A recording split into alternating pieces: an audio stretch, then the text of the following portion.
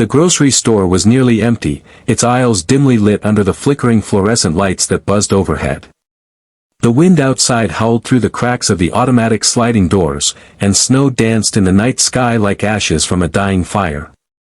Emily pushed her way inside, her arms wrapped around a thin coat that barely held together. Her scarf was frayed, and her boots were soaked through. In her arms, bundled in a hand-me-down blanket, was her infant son, Leo. He whimpered softly, the sound more heartbreaking than a scream. He hadn't had a full meal all day. Emily's face was pale with fatigue. She hadn't slept in 2 days. Life had taken a hard turn when Leo's father disappeared after she told him she was pregnant. Since then, it was just her, bouncing between temporary shelters, part-time jobs, and kind strangers. But tonight, she had nothing left but hope, and a few coins jingling in her pocket. She walked straight to the baby formula aisle, her eyes darting to the shelves with the familiar red and white labels. She grabbed the smallest carton. $8.79. She had counted and recounted her change. She had exactly $6.50 in quarters, dimes, and pennies. She prayed there had been a sale or a price drop. Standing in the checkout line, she cradled Leo in one arm while clutching the container of formula in the other. Her fingers trembled, not from the cold, but from the fear of rejection, humiliation. She felt eyes on her, but she didn't dare look around. Behind her stood a tall man in a long, dark wool coat. His leather gloves were polished, and his shoes looked like they cost more than her entire year's rent, if she had one. His name was Daniel Whitmore, CEO of Whitmore Innovations, a company worth billions. He was on his way home from an exhausting conference, just stopping for some snacks and bottled water before returning to his hotel. His mind was still racing with thoughts of mergers, stock projections, and tomorrow's meetings. But something about the girl in front of him made him pause. She was visibly anxious, her lips moving silently as she counted the coins again in her hand. Her baby's quiet sobbing pierced the stillness, and the cashier gave a tired sigh. "That'll be $8.79, she said. Emily offered her coins. "I only have $6.50, she said quietly. "Is there any way you can, maybe it's on sale?" The cashier shook her head. "Sorry. Not unless you've got a coupon or assistance card." Emily felt her throat tighten. "Please, it's for my son. He hasn't eaten." The cashier looked away uncomfortably. "I'm sorry. I'll bring the rest tomorrow," Emily tried again. "I swear. I didn't get paid from the shelter job yet, Anne."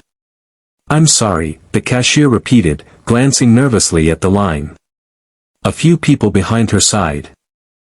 One man muttered, "Why do people like her even come out like this?"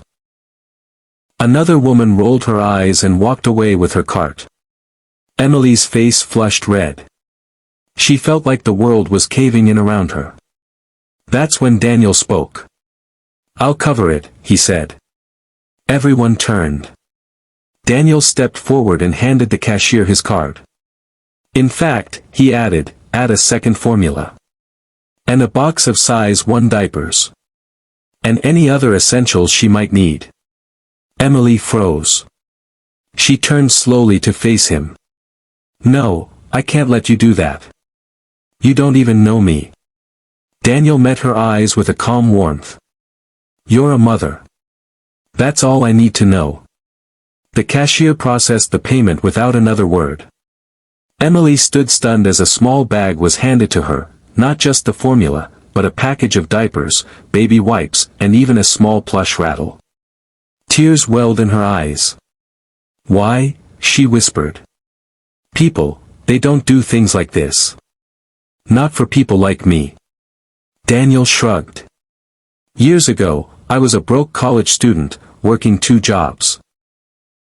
My wife had just given birth to our son, and I couldn't afford formula either. A stranger stepped in. Bought us a week's supply. No questions asked." He paused, pulling out a sleek business card and offering it to her. Now it's my turn. Come see me Monday. We're hiring for office support roles. Childcare benefits, health coverage, we can work around your schedule. You deserve better. He deserves better.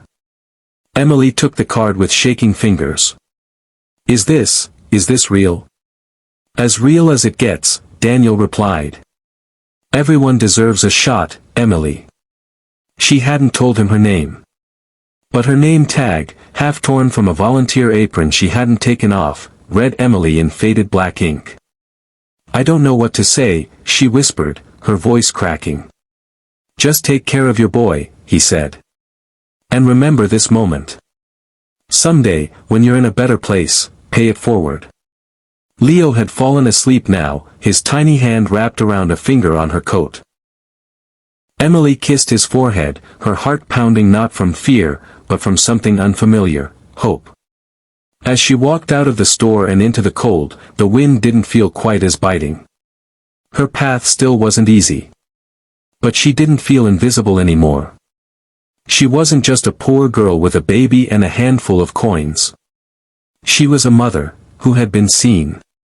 Kindness doesn't always come wrapped in grand gestures. Sometimes, it's just a warm voice behind you saying, I'll cover it. And when we choose to see each other, truly see, lives can change in an instant. What we give, even when unnoticed, ripples far beyond that moment. A coin. A carton of milk. A second chance. You never know when your smallest act becomes someone else's lifeline.